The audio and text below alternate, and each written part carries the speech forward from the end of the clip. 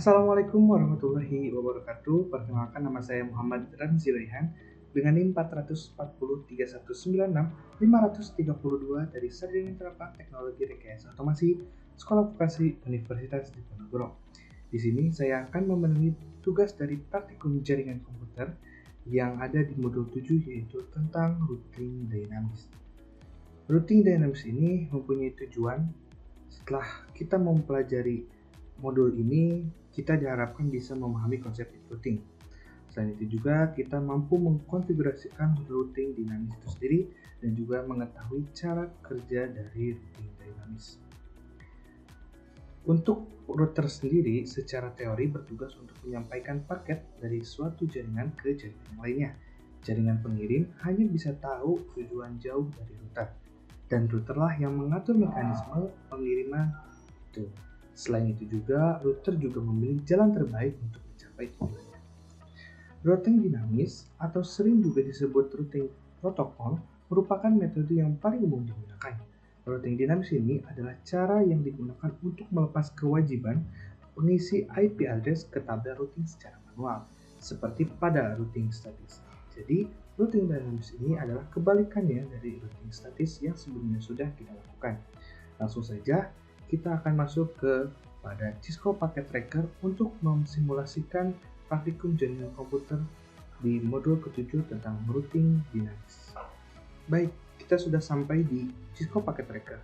Dalam Cisco Packet Tracker ini kita membutuhkan beberapa komponen, diantaranya yang pertama yaitu 4 buah PC atau komputer, kita membutuhkan 1 buah hub, dan kita membutuhkan 3 buah router itu sendiri. Baik, langsung saja kita pergi kepada network device, kita pilih router, PT router sebanyak 3 buah. Setelah itu kita membutuhkan 1 buah hub, oke, dan kita membutuhkan 4 buah komponen daripada PC itu sendiri atau komputer.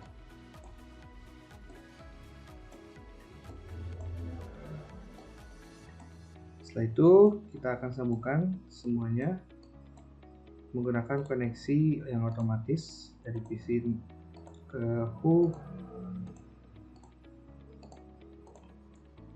lalu dari hub ke router, dari router kita ke router kembali, router. Setelah itu kita akan mengganti nama dari PC itu sendiri menjadi komputer 1. Lalu di sini kita pakai komputer 2, di sini kita komputer 3, dan yang terakhir adalah komputer 4. Setelah itu kita ganti juga ini untuk routernya, ini router 1, ini router 2, dan yang ini adalah router 3. Oke. Setelah itu kita rapikan.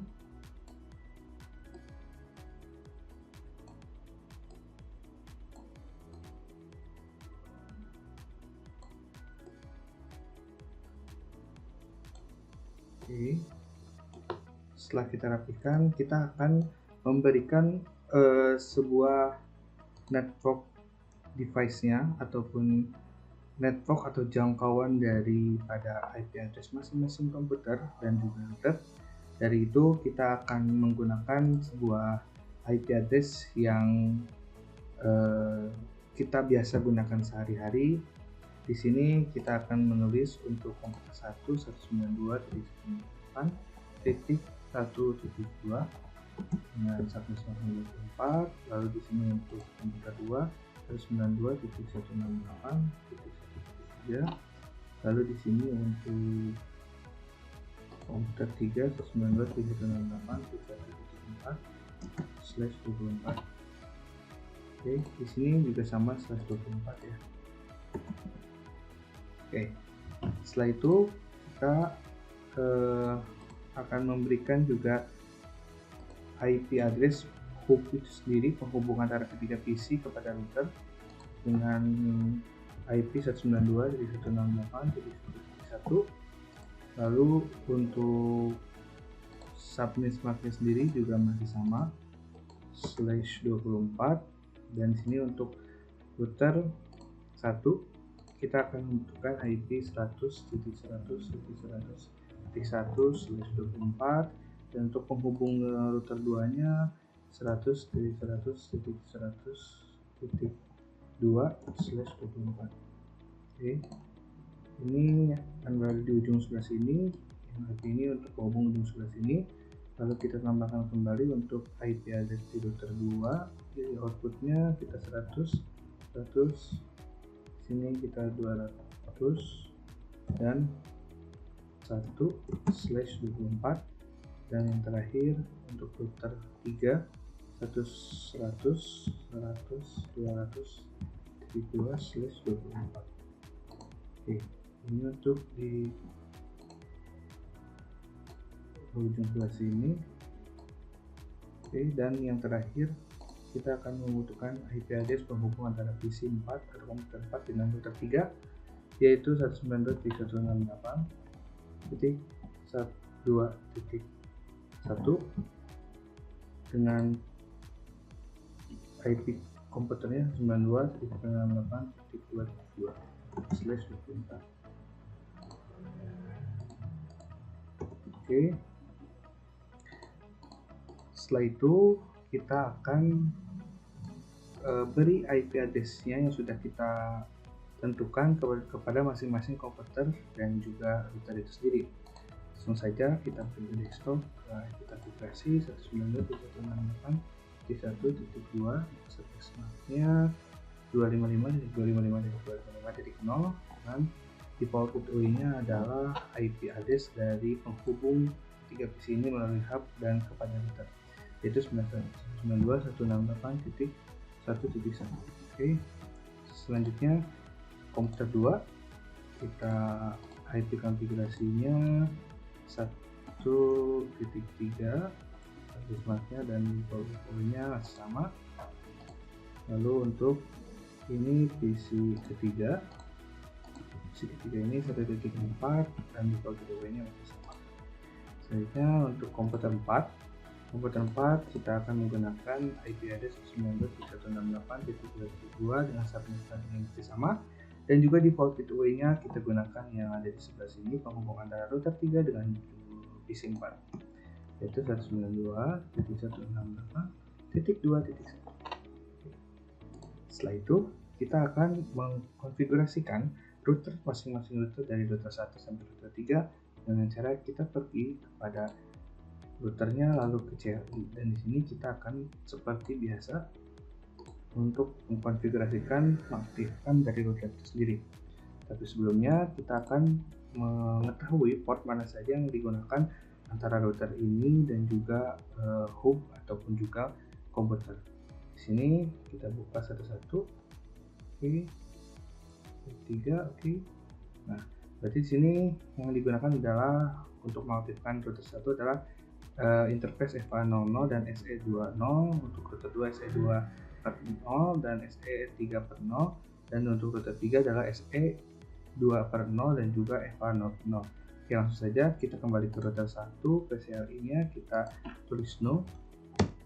Oke, kita mulai saja enable, kita configure terminal. Oke, lalu kita interface.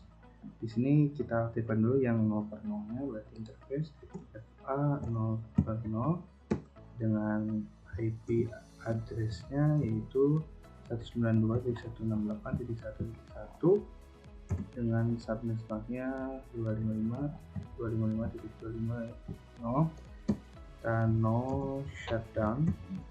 Oke, setelah itu sudah aktif yang sebelah kiri, kita yang sebelah kanan dari router 1 kita exit terlebih dahulu. Untuk interface sebelumnya kita masuk ke interface dari SE2/0.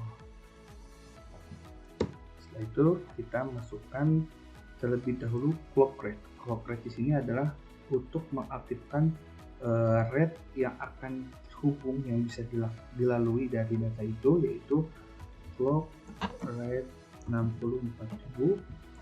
Setelah itu kita akan memasukkan sebuah IP address-nya terlebih dahulu sebelum masuk ke clock rate-nya. IP address yang akan kita gunakan yaitu 100.100.1.255.255.0. Kita aktifkan clock rate-nya yang tadi 64.000.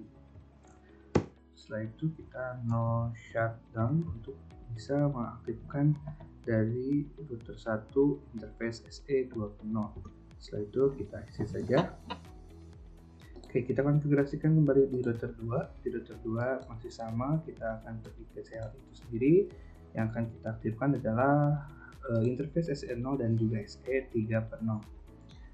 Kita tulis no, kita enable, kita tulis configure terminal. Oke, lalu kita masukkan interface SE2.0 terlebih dahulu dengan IP address-nya adalah 100.100.100.2 dengan subnet nya 255. Oke, setelah itu kita masukkan clock rate 64.000. Oke, setelah itu kita masukkan no shutdown. Lalu kita exitkan konfigurasi dari interface SE2.0. Kita masuk kembali kepada interface yang ada di sebelah kanan dari router 2 ini sendiri, yaitu SE3.0. Interface SE3.0 dengan IP address-nya yaitu 100.100.200.1 dengan subnet-nya 124. Oke, setelah itu kita masukkan clock rate-nya 64.000 dan kita masukkan no shutdown untuk bisa mengaktifkan routernya. Setelah itu kita exit. Setelah kita exit dan kita terakhir konfigurasikan router yang ketiga ini sama halnya kepada CLI, kita pergi di sini no, kita enablekan. Setelah kita enablekan, kita configure terminal, lalu kita akan menggunakan interface yang ada di sebelah sini yaitu SE2.0 terlebih dahulu. SE2.0, lalu kita masukkan IP address-nya, IP address yaitu 100.100.200.2 slash subnet 255.255. Setelah itu, karena masih interface SE yang ada clock-nya atau waktu daripada rate yang bisa dilalui dari surat ataupun data nanti, yaitu kita masukkan clock 64.000, clock rate 64.000. Setelah itu kita klik no shutdown untuk mengaktifkannya. Sudah aktif, lalu kita exit terlebih dahulu untuk konfigurasi interface SE2.0. Kita masuk ke interface yang terakhir yaitu interface FA. Jadi FA berapa kita lihat terlebih dahulu. FA 0.0 ya teman-teman. Sini FA berarti 0.0 dengan IP address-nya 92.168.2.1, subnet-nya masih sama. Nah, untuk IP address sendiri di sini interface karena FA 0.0, karena FA di sini kita hanya membutuhkan no shutdown saja, tidak memerlukan yang namanya clock rate itu sendiri. Oke, kita no shutdown dan setelah itu sudah terhubung, kita exit terlebih dahulu. Oke, setelah di sini kita bisa melihat garis yang terhubung satu sama lain. Garis yang terhubung ini sudah ada tanda panah warna hijau yang berarti konfigurasi telah selesai yang sudah terhubung satu sama lain. Tetapi di dalam routing dinamis ini kita memerlukan yang namanya mengkonfigurasikan routing dynamisnya sendiri. Karena sebelumnya juga sudah kita lakukan routing statisnya, kita di sini gunakan routing dinamis yang akan mengenablekan konfigurasi terminal dengan router RIP dengan versi kedua itu sendiri. Oke, langsung saja bagaimana cara mengkonfigurasikannya. Kita akan pergi kembali ke router 1. Oke, di sini kita enter dulu saja, kita exit, lalu kita exit kembali. Nah, di sini kita enablekan kembali, enable dengan configure terminal. Setelah itu kita akan masukkan router RIP, lalu salah ketiknya, berarti sini router RIP, lalu di sini version 2, lalu kita masukkan jangkauan network yang akan digunakan daripada router 1, yaitu jangkauannya adalah 192.168.1 berarti titik 0 ya, karena di sini kan ujungnya yang berbeda-beda, maka dari itu kita asumsikan 0 saja dan kita tulis 192.168.1.0. Setelah itu jangkauan tulis dulu network 192.168.1.0.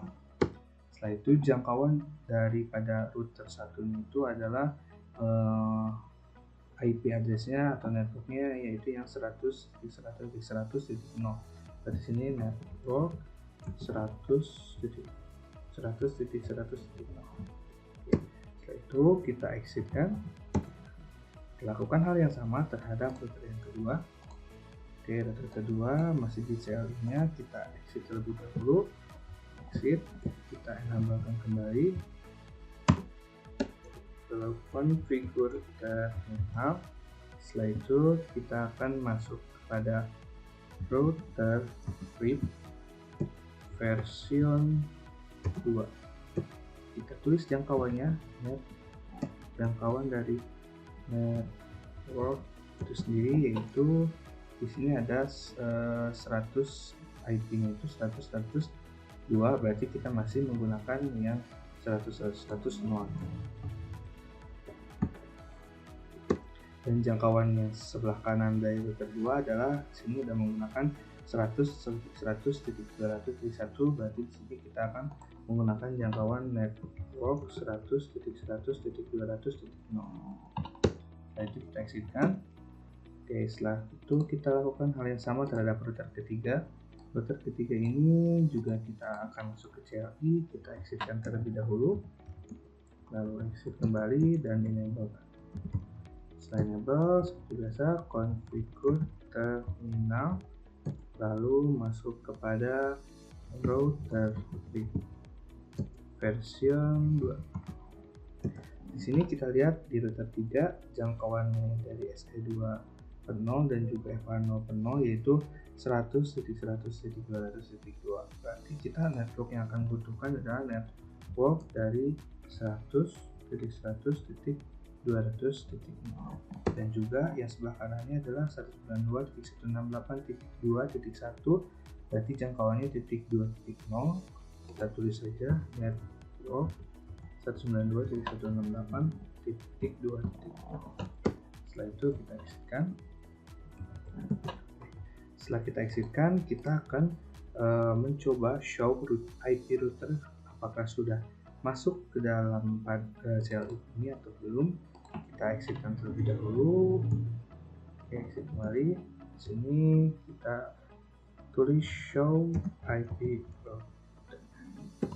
Oke, di sini sudah masuk, untuk koneksinya sudah masuk, lalu untuk klipnya sudah masuk, koneksi yang sebelah kiri, terus yang sebelah kanannya koneksinya sudah masuk dan klipnya sudah masuk. Kita lakukan hal yang sama terhadap router 2. Oke, kita keluar dulu. Sini show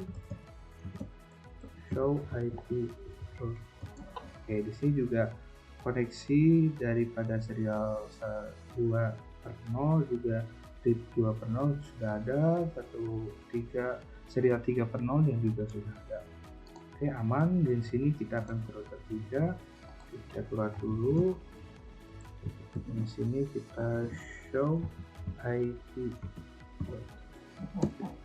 Di sini pun sudah ada ya.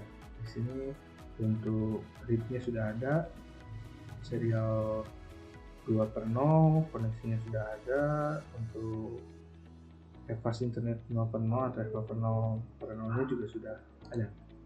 Oke, setelah itu kita akan lakukan daripada untuk melakukan pengecekan dengan cara ping daripada komputer 4 ke komputer 1. Kita coba menggunakan command prompt dengan cara klik ping spasi 192.168.1.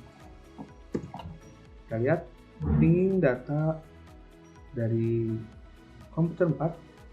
Oke, di sini ada request yang 1 kali, replay 3 kali, dan di sini mengatakan bahwa paket telah terkirim 4 data, yang diterima 3 dan yang 1 loss atau kehilangan dengan request yang 4.